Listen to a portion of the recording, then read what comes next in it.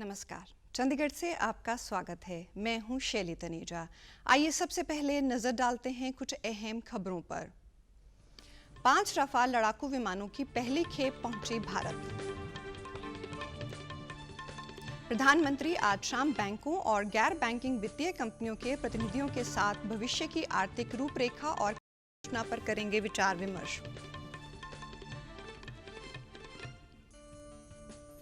और चंडीगढ़ में लागू होगा नेशनल डिजिटल हेल्थ मिशन। अब समाचार विस्तार से। प्रधानमंत्री नरेंद्र मोदी आज बैंकों और गैर बैंकिंग वित्तीय कंपनियों के प्रतिनिधियों के साथ भविष्य की आर्थिक रूपरेखा और कार्य योजना पर विचार विमर्श करेंगे। प्रौद्योगिकी के जरिए वित्तीय सशक्तिकरण, ऋण सहयोग और प्रभावी वितरण तथा वित्तीय क्षेत्र की मजबूती के उपायों पर मुख्य रूप से विचार विमर्श होगा। बैंकिंग क्षेत्र, कृषि, सूक्ष्म, लघु और मध्यम उद्यमों सहित स्थानीय निर्माण इकाइयों को वित्तीय सुविधा और सहयोग देकर देश के आर्थिक विकास में महत्वपूर्ण भूमिका निभाता है। 5 राफाल जेट लड़ाकू विमानों की पहली खेप आज अंबाला पहुंच गई। 1 सीट वाले 3 और 2 सीट वाले 2 विमानों के को हरियाणा के अंबाला वायु सेना केंद्र में भारतीय वायुसेना में शामिल किया जा रहा है। फ्रांसीसी विमानन कंपनी दसों द्वारा निर्मित लड़ाकू विमानों ने सोमवार को दक्षिणी फ्रांस के बोगदा में मैरिग्नैक एयरबेस से भारत के लिए उड़ान भरी थी। रक्षा विशेषज्ञ अजय का कहना है कि इन जहाजों के आने से सुरक्षा में कई गुना बढ़ोतरी होगी, वायुसेना की क्षमता बढ़ेगी। रीच है जिसे कहते हैं, स्ट्रेटेजिक रीच जिसे कहा जाता है अंग्रेजी में, वो बढ़ जाएगी। एक तो देखिए रफाल की जो उसकी ऑपरेशन का एरिया है वो बड़ा है, काफी बड़ा है।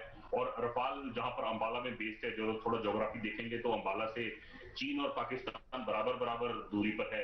तो वो जिसे टू फ्रंट वॉर का बात कई सालों से हम सुन रहे हैं, रफाल उस टू फ्रंट वॉर को एक तरीके से हमें उपलब्धि प्राप्त कराता है कि वो रफाल हम अब उस विमान को प्रयोग एक अगर हमारे ऊपर हमला होता है कहीं से भी, या उत्तर से या पश्चिम से।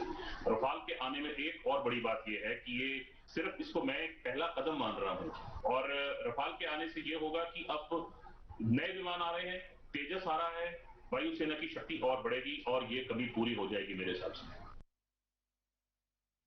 एयरफोर्स स्टेशन अंबाला के इर्द गिर्द रक्षा के पुख्ता इंतजाम किए गए हैं। इलाके में धारा 144 लगाई गई है कि लोगों की भारी भीड़ ना जुटे। वीडियोग्राफी व फोटोग्राफी पर पाबंदी लगाई गई है। वायुसेना प्रमुख air chief marshal R.K. Bhadauria ने अंबाला में जहाज़ों के पहुंचने पर उनको रिसीव किया। इन जहाज़ों को अंबाला पहुंचने पर वाटर कैनन सलामी दी गई। ये 5 विमान 2016 में भारत द्वारा 59,000 करोड़ रुपए के अंतर सरकारी सौदे में फ्रांस से खरीदे गए 36 विमानों का हिस्सा हैं।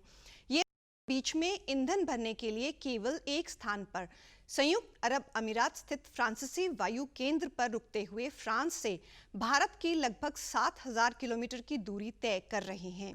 फ्रांस में भारतीय दूतावास ने कहा है कि 10 विमानों की डिलीवरी तय समय पर पूरी हो गई, लेकिन 5 विमान प्रशिक्षण मिशन के लिए फ्रांस में रहेंगे। सभी 36 विमानों की डिलीवरी 2021 के अंत तक तय समय तक पूरी हो। हरियाणा में आने वाले धान की सीजन के दौरान फसल बेचने के लिए 600 केंद्र स्थापित किए जाएंगे, जबकि पहले 200 स्थानों पर फसल खरीदी जाती थी। राज्य के उप मुख्यमंत्री दुष्यंत चौटाला ने फसल खरीद के संबंध में हुई बैठक के दौरान अधिकारियों को निर्देश दिए कि किसानों को धान बेचने के लिए उनके घर के निकट ही बिक्री केंद्र होने चाहिए, ताकि कोविड-19 की महामारी के दौरान किसी को परेशानी ना हो। उप मुख्यमंत्री ने फसल खरीद के समय धर्म कांटे पर तोल को लेकर आने वाली शिकायतों को दूर करने के लिए कहा। अधिकारियों को अगले 15 दिनों में मंडियों का निरीक्षण करने के निर्देश दिए गए। दुष्यंत चौटाला ने कहा कि किसानों को धान व बाजरा बेचने में कोई परेशानी नहीं आनी चाहिए। इसी दौरान राज्य के कृषि एवं किसान कल्याण मंत्री जयप्रकाश दलाल ने कहा कि मेरी फसल मेरा ब्यौरा पोर्टल माध्यम से सरकार का मुख्य लक्ष्य किसानों की मदद करना है। उन्होंने कहा कि इसका उद्देश्य पारदर्शी तरीके से खरीद प्रक्रिया करना है। उन्होंने अधिकारियों को निर्देश दिए कि पोर्टल पर 31 अगस्त तक धान व बाजरे की बोई गई फसल के रकबे की जानकारी दर्ज कराएं। केंद्र शासित प्रदेश चंडीगढ़ में अब नेशनल डिजिटल हेल्थ मिशन के तहत 4 नए सिस्टम्स को लागू किया जाएगा। देश भर में 6 यूटी को इसके अंतर्गत चुना गया है, जिनमें से एक नाम चंडीगढ़ का भी है। पिछले दिनों नेशनल डिजिटल हेल्थ मिशन तथा आयुष्मान भारत की सीईओ डॉक्टर इंदु भूषण चंडीगढ़ में थी तथा उन्होंने चंडीगढ़ प्रशासन के अधिकारियों के साथ बैठक करके इस योजना से संबंधित प्रस्तुतिकरण से जानकारी दी। उन्होंने बताया कि NDHM के तहत स्वास्थ्य क्षेत्र में डिजिटलाइजेशन के बारे में काम किया जा रहा है तथा इस तहत पहले चरण में 4 नए कंसेप्ट तैयार किए हैं जिनको लागू किया जाएगा। डॉक्टर भूषण ने बताया कि सबसे पहले लोगों का स्वास्थ्य अकाउंट बनाया जाएगा, जिससे चंडीगढ़ में भी लोग खुद जानकारी ले सकेंगे। दूसरा कंसेप्ट डॉक्टरों के लिए है, जिसमें स्वास्थ्य से संबंधित जानकारी का आदान प्रदान है। तीसरी संकल्पना स्वास्थ्य सुविधा रजिस्ट्री की है तथा चौथा स्वास्थ्य से संबंधित रिकॉर्ड है। उन्होंने बताया कि इसका उद्देश्य अस्पताल में आने वाले मरीजों का डेटा कंप्यूटराइज करना है तथा ये जानकारियां ऑनलाइन रहेंगी, जिससे आगे जांच करने में आसानी होगी।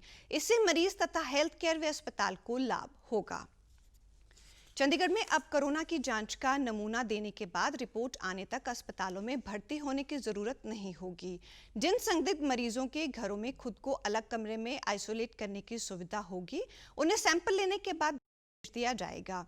रिपोर्ट में कोरोना पुष्टि होने पर अस्पताल में भर्ती कर इलाज किया जाएगा। प्रशासन द्वारा अब ये दिशा निर्देश संदिग्ध मरीजों की अस्पताल में संख्या बढ़ने की समस्या के समाधान के लिए जारी किए गए हैं। स्वास्थ्य विभाग से प्राप्त जानकारी के अनुसार संदिग्ध मरीजों की रिपोर्ट आने तक अस्पताल में उन्हें रोकने पर अन्य बीमारियों के मरीजों का इलाज प्रभावित हो रहा है, जिसको देखते हुए ये निर्णय लिया गया है। सक्षम संदिग्ध मरीजों के नमूने लेने के बाद उन्हें घर भेजने से होम आइसोलेशन की सारी जानकारी दी जा रही है, ताकि वे घरों में रहते समय खुद को परिवार के अन्य सदस्यों के संपर्क में आने से बचाव करें। रिपोर्ट नेगेटिव व पॉजिटिव आने के बाद आगे की कार्रवाई की जा रही है। इसके अतिरिक्त शहर से दूसरे शहरों में जाने वाले लोगों को भी कोरोना की नेगेटिव रिपोर्ट मिलना जरूरी है। ऐसे लोग भी अस्पताल में रुक रहे थे, इसलिए अस्पताल में लोगों की अधिक संख्या होने के कारण ये व्यवस्था लागू की गई है। चंडीगढ़ में कल 24 अन्य नए कोरोना पॉजिटिव मामलों की पुष्टि से अब तक शहर में कोरोना संक्रमण से मिले कुल मामलों की संख्या 934 हो गई है। शहर के विभिन्न क्षेत्रों से कोरोना संक्रमण मामले सामने आ रहे हैं तथा प्रशासन की ओर से संक्रमण की श्रृंखला को तोड़ने के लिए हर संभव प्रयास जारी है। चंडीगढ़ में इस बीमारी से 14 लोगों की मृत्यु भी हो चुकी है।